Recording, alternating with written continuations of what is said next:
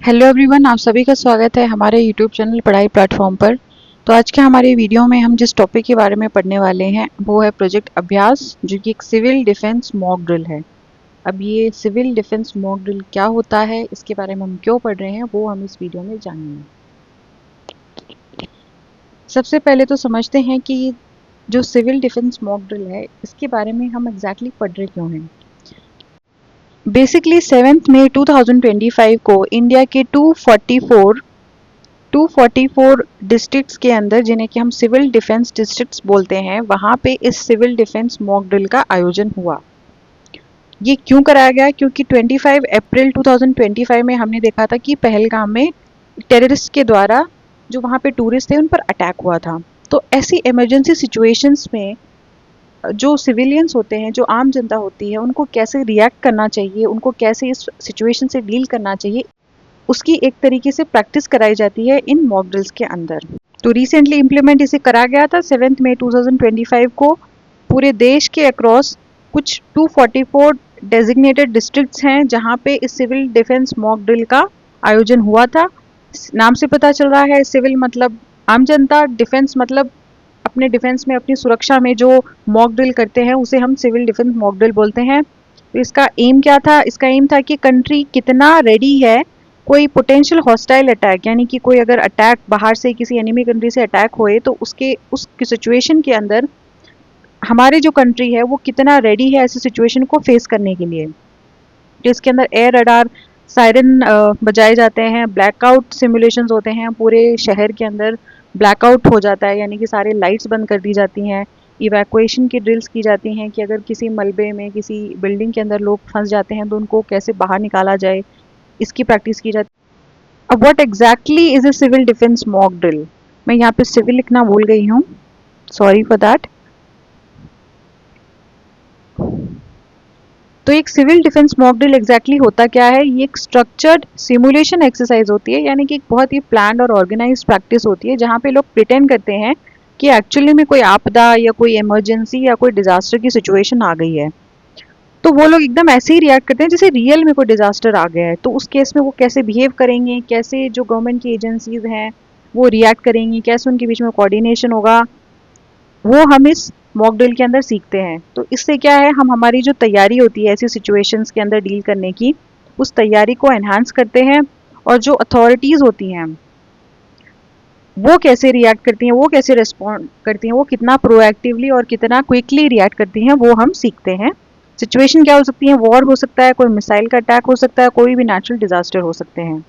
ये जो mock drills हैं उनको किस एक्ट के अंडर कंडक्ट किया जाता है? Civil defence act 1968। तो चलिए समझते हैं सिविल डिफेंस एक्ट 1968 के बारे में। इसे किसे इनैक्ट कराया जाता है? पार्लियामेंट ऑफ इंडिया के द्वारा। इसका ऑब्जेक्टिव क्या है? कोई भी वॉर या एक्सटर्नल अग्रेशन, यानी बाहर किसी कंट्री के द्वारा हमारे देश पे हमला किए जाने वाली सिचुएशन में या कोई इमरजेंसी सिचुएशन में जो सिविल डिफेंस के मेजर्स होते हैं उनको प्रोवाइड करना, ताकि कम से कम लाइफ और प्रॉपर्टी का हानि हो।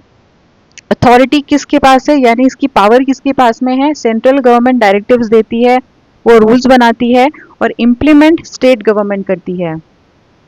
फिर इस काम को अंजाम देने के लिए, यानी सिविल डिफेंस मॉक ड्रिल्स को कंडक्ट करने के लिए सिविल डिफेंस कॉर्प्स का आयोजन होता है। ये सिविल डिफेंस कॉर्प्स होते क्या है?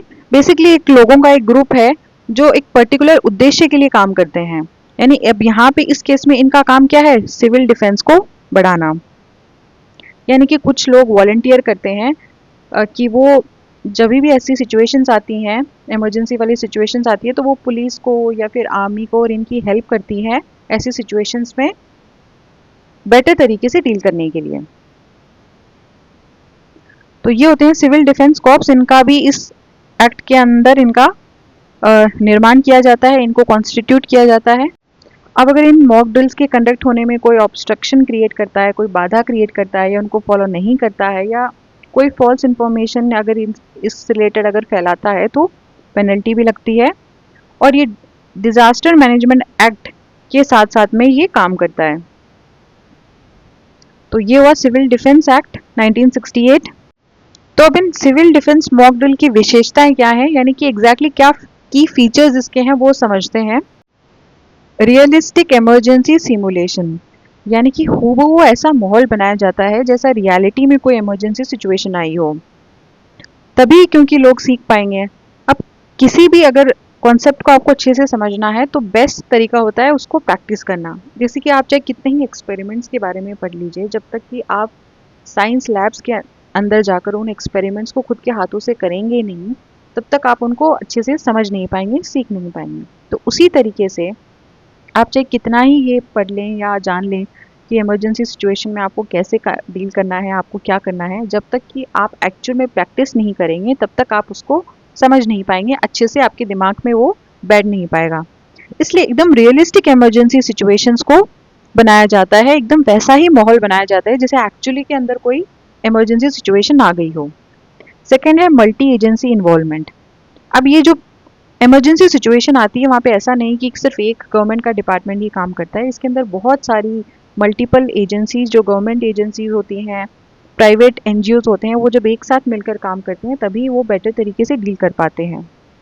तो इसके अंदर armed forces, paramilitary forces, fire, police, medical services, ये सब मिलकर जब काम करती हैं तभी हम इन सिचुएशन से अच्छे से डील कर पाते हैं। फॉर एग्जाम्पल, मान लीजिए अगर कोई टेररिस्ट अटैक होता है और यहाँ पे क्या है, वो लोग कुछ बॉम्ब्स को एक्सप्लोड करते हैं, तो इसमें क्या है कि कुछ लोग घायल हो जाएंगे, तो कहीं पे आग भी लगती है तो आपको फायर ब्रिगेड की भी ज़रूरत है, क्योंकि लोग घायल हुए हैं तो मेडिकल और एम्बुलेंस सर्विसेज की भी ज़रूरत है। एनजीओज़ की ज़रूरत है, जहाँ पे लोग क्या करेंगे, लोगों में आके अवेयरनेस बढ़ाएंगे, उन्हें समझाएंगे कि आप पैनिक ना करें बल्कि आराम से इस सिचुएशन से डील करें। तो देख रहे हैं कि बहुत सारी जो मल्टीपल एजेंसीज हैं उनका यहाँ पे इन्वॉल्वमेंट होता है। थर्ड पॉइंट है पब्लिक पार्टिसिपेशन एंड अवेयरनेस। अब ये जो ड्रिल्स हैं ये तभी कैरी आउट हो सकती हैं जब लोगों के अंदर अच्छे से अवेयरनेस हो कि एग्जैक्टली हो क्या रहा है और कैसे उनको रिएक्ट करना है। अगर लोग पैनिक कर जाएंगे, इधर उधर भागने लग जाएंगे, अगर अथॉरिटीज़ की सुनेंगे ही नहीं, तो ये मॉक ड्रिल्स अच्छे से कैरी आउट नहीं हो पाएंगी। सो इट्स वेरी इंपॉर्टेंट कि लोग पार्टिसिपेट करें और अवेयर रहें कि क्या सिविल डिफेंस मॉक ड्रिल होती है, इसका उद्देश्य क्या है, इसे क्यों करा जा रहा है, एट्सेट्रा। फोर्थ है इवैक्यूएशन ड्रिल्स। इवैक्यूएशन ड्रिल मतलब कि डेंजर की सिचुएशन में लोगों को सिखाया जाना कि बिल्डिंग वगैरह से कैसे बहुत आसानी से, बहुत तेज़ी से और सेफली वहाँ से बाहर निकल सकें। तो ये उनको सिखाया जाता है कि कैसे वो इवैक्यूएट करें, पैनिक ना करें, हड़बड़ाहट ना करें, क्योंकि उस सिचुएशन में तो फिर बाद में कोई भी उन बिल्डिंग से बाहर नहीं निकल सकता। फोर्थ है इमरजेंसी रिस्पॉन्स डेमोन्स्ट्रेशन। तो इमरजेंसी के सिचुएशन में क्या रिस्पॉन्स होना चाहिए उसका डेमोन्स्ट्रेशन करा जाता है, उनके अंदर दिखाया जाता है कि कैसे आपको रिएक्ट करना है, कैसे आपको एक्ट करना है, तो इनका डेमोन्स्ट्रेशन दिया जाता है। फिर है यूज़ ऑफ वार्निंग सिस्टम। तो यहाँ पे वार्निंग सिस्टम यानी कि लोगों को वार्न करने के लिए एसएमएस भेजे जाते हैं या सायरन के थ्रू वार्निंग दी जाती है या लाउड स्पीकर्स के थ्रू लोगों को इन्फॉर्म करा जाता है कि भाई ये इमरजेंसी आ गई है और ऐसे ऐसे आपको करना है। देन है असेसमेंट एंड फीडबैक। अब इन मॉक ड्रिल्स को करने के बाद में जो गवर्नमेंट एजेंसीज है या गवर्नमेंट है उनको पता चलता है कि एग्जैक्टली कहाँ कहाँ पे प्रॉब्लम रही है इन मॉक ड्रिल्स को एफिशिएंटली इनको कंडक्ट करने में, और फीडबैक दिया जाता है कि ये एरियाज है जहाँ पे लैग करा है और यहाँ पे हम बेटर तरीके से काम कर सकते हैं, या जो एजेंसीज उनके बीच में कोऑर्डिनेशन नहीं रही, या लोगों में अवेयरनेस अच्छे से नहीं रही, या वहाँ के सायरन्स वर्किंग नहीं है, एट्सेट्रा। तो जो भी प्रॉब्लम्स आती हैं वो उनको हम असेस करते हैं एंड देन फीडबैक देते हैं कि फ्यूचर में अगर ये मॉक ड्रिल्स कंडक्ट करवाने के लिए या इन केस जो एक्चुअल इमरजेंसी के अंदर भी आपको कैसे रिएक्ट करना है उसको बेटर, उस सिचुएशन को, उस रिस्पॉन्स को बेटर करने के लिए असेसमेंट और फीडबैक दिया जाता है। Then come skill training. Obviously ये जो भी गवर्नमेंट एजेंसीज हैं जिनके ये लोग काम कर रहे हैं, फायर के, मेडिकल सर्विसेज के, इनको अच्छी स्किल ट्रेनिंग भी दी जानी चाहिए। कम्युनिकेशन एंड कोऑर्डिनेशन, क्योंकि मल्टीपल एजेंसीज यहाँ पे इन्वॉल्व हैं तो उनके बीच में प्रॉपर कम्युनिकेशन, प्रॉपर कोऑर्डिनेशन भी होना चाहिए, क्योंकि कोई भी ऐसा नहीं कि एक प्रॉब्लम को डील करने के लिए सिर्फ एक गवर्नमेंट डिपार्टमेंट की ज़रूरत पड़ रही है, आपको बहुत सारे गवर्नमेंट एजेंसीज की ज़रूरत पड़ रही है, तो उनके बीच में प्रॉपर कोऑर्डिनेशन और प्रॉपर कम्युनिकेशन भी हो जाना चाहिए। प्रिपेयर्डनेस इवैल्यूएशन, ये असेसमेंट एंड फीडबैक वाला ही पॉइंट है, कितना अच्छी तरीके से हम प्रिपेयर्ड थे ऐसी सिचुएशंस को डील करने के लिए, उसका इवैल्यूएशन किया जाता है। हिस्टोरिकल इवोल्यूशन की बात करें तो सबसे पहले 1957 के अंदर सर्टी यानी कि central emergency relief training institute का गठन हुआ था। कहाँ पे? नागपुर के अंदर, जहाँ पे ट्रेनिंग दी जा रही थी इमरजेंसी रिलीफ ऑपरेशंस के लिए। तो पहले तो ये इमरजेंसी रिलीफ ऑपरेशंस से डील करने के लिए इसका गठन हुआ था, लेकिन 1962 और 1965 की लड़ाई के बाद में इस इंस्टीट्यूट का फोकस शिफ्ट हो गया था नेचुरल डिजास्टर से वॉर टाइम इमरजेंसीज की तरफ। इन दो लड़ाइयों के बाद में हमें रियलाइज हुआ कि हमें वॉर टाइम के अंदर सिविलियंस को कैसे अपने डिफेंस में रिएक्ट करना चाहिए, ये इसकी इंफॉर्मेशन, इसकी अवेयरनेस भी हमें फैलानी चाहिए। तो इसलिए इसका फोकस शिफ्ट हो गया था from natural disasters to war time emergencies. उसके बाद 1968 में इसका नाम बदल के नेशनल सिविल डिफेंस कॉलेज कर दिया गया। अब कुछ इंपॉर्टेंट मॉक ड्रिल्स जो अब तक कराए जा चुके हैं उनके बारे में पढ़ते हैं। पहला है आमला ऑपरेशन, 2013 में हुआ था। ये तमिलनाडु में कंडक्ट कराया गया था। 48 घंटे की यहाँ पे मॉक ड्रिल हुई थी। किसने कराई थी ये मॉक ड्रिल? तमिलनाडु पुलिस और कोस्ट गार्ड ने। किस लिए कराई गई थी? टेररिस्ट इन्फिल्ट्रेशन के अगेंस्ट कितना रेडी है वहाँ की पुलिस, वहाँ की कोस्ट गार्ड, उसकी प्रिपेयरनेस को देखने के लिए। फिर IO यानी Indian ocean wave 16 tsunami drill 2016 में ये कंडक्ट हुई थी। नाम से पता चल रहा है कि सुनामी जैसी सिचुएशन से हम कितना बेटर तरीके से डील कर सकते हैं, या उसके लिए हम हमारी जो तैयारी कैसी है उसको इवेल्युएट करने के लिए जो अर्ली वार्निंग सिस्टम्स होते हैं, अगर सुनामी आने वाली होती है तो उससे पहले कि क्या हमें पता चल जाता है, क्या हम वार्निंग दे पाते हैं, और सुनामी आने के बाद में इवैक्यूएशन जो प्रोसीजर्स होते हैं वो कितने इफेक्टिवली हम लोग कर रहे हैं, उनको टेस्ट करने के लिए इंडियन ओशंस के अराउंड जितने भी स्टेट्स थे उनके अंदर ये Indian ocean wave 16 tsunami drill conduct करी गई थी। फिर है गुवाहाटी अर्बन फ्लड ड्रिल 2016। नाम से पता चल रहा है गुवाहाटी के अंदर ये करी गई थी। फ्लड की सिचुएशन के अंदर हमारी आर्मी, नेवी, NDRF, SDRF का फ्लड रिस्पॉन्स कैसा रहता है उसको टेस्ट करने के लिए। NDRF मतलब national disaster relief force, SDRF मतलब उसी का स्टेट लेवल का institute, state disaster relief force. फिर है दिल्ली अर्थक्वेक ड्रिल 2012 के अंदर हुआ था। दिल्ली के अंदर एक 7.2 मैग्नीट्यूड का अगर मान लीजिए अर्थक्वेक आ जाए, कैसी इमरजेंसी सर्विसेज होनी चाहिए, कितना बेटर तरीके से हम प्रिपेयर्ड हैं, उसको टेस्ट करने के लिए ये ड्रिल हुई थी। फिर उत्तराखंड फॉरेस्ट फायर ड्रिल हुई थी 2017 के अंदर। उत्तराखंड के 13 डिस्ट्रिक्ट के अंदर नेशनल डिजास्टर मैनेजमेंट अथॉरिटी के द्वारा फॉरेस्ट फायर के रिस्पॉन्स को इम्प्रूव करने के लिए ये ड्रिल करी गई थी। Then Kargil earthquake preparedness drill, और ये 2023 के अंदर हुई थी। अगर अर्थक्वेक आ जाता है तो इंटर डिपार्टमेंट कोऑर्डिनेशन कितना अच्छा है, इमरजेंसी ऑपरेशंस कितने बेटर हैं, इनको टेस्ट करने के लिए ये मॉक ड्रिल कंडक्ट हुई थी। अब हमने इनिशियली जो इस न्यूज़ के अंदर पढ़ा था कि इंडिया के अंदर 244 सिविल डिफेंस डिस्ट्रिक्ट्स हैं जिनके अंदर ये मॉक ड्रिल कंडक्ट करवाए गए थे। तो क्या है ये सिविल डिफेंस डिस्ट्रिक्ट्स? इंडिया के अंदर ऐसी कितनी है? 244 है। ये लोकल हब्स हैं ट्रेनिंग देने के लिए, मॉक ड्रिल्स कंडक्ट करवाने के लिए, इमरजेंसी में कोऑर्डिनेशन देखने के लिए। इनको इम्प्लीमेंट कौन करता है? डिस्ट्रिक्ट मजिस्ट्रेट होम गार्ड्स की हेल्प से और लोकल पुलिस की हेल्प से यहाँ पे ये मॉक ड्रिल्स को कंडक्ट करवाता है। होम गार्ड्स कौन होते हैं? Home guards basically trained civilians होते हैं, वॉलंटियर्स होते हैं जो हेल्प करते हैं पुलिस की और इमरजेंसी सर्विसेज की। ये रेगुलर पुलिस की तरह नहीं होते, बट ये उनको हेल्प करते हैं जब भी एक्स्ट्रा हेल्प की ज़रूरत होती है।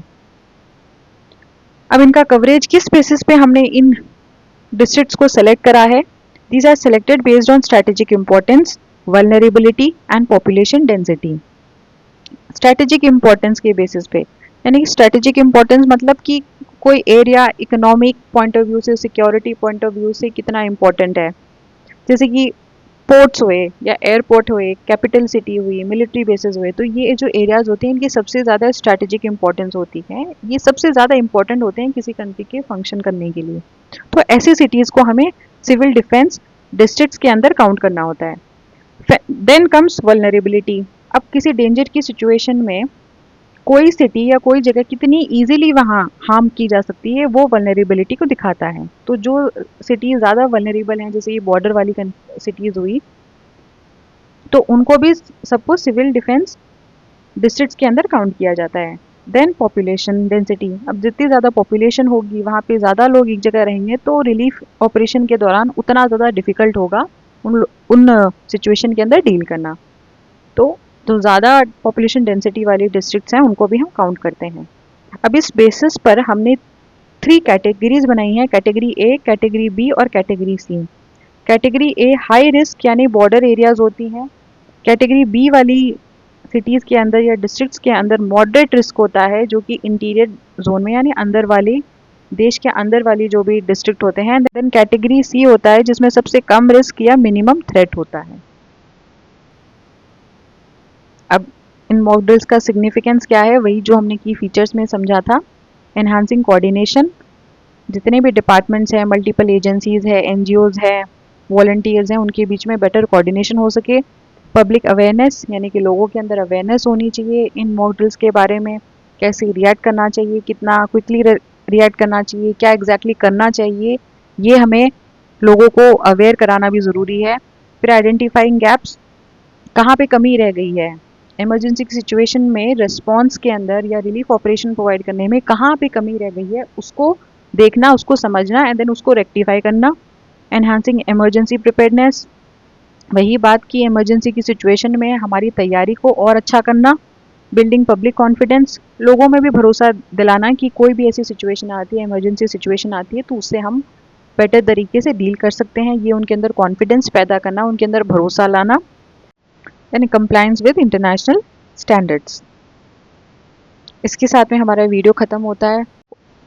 आई होप आपको सिविल डिफेंस मॉक ड्रिल के बारे में अच्छे से समझ आया होगा, क्यों इनको कंडक्ट कराया गया, कैसे कंडक्ट कराया जाता है, पीछे के रीजंस क्या हैं, इनके फीचर्स क्या हैं, कौन कौन सी सिटीज़ में इनको कंडक्ट कराया जाता है, कौन से एक्ट के द्वारा इसे कंडक्ट कराया जाता है, ये सब आपको क्लियर हुआ होगा।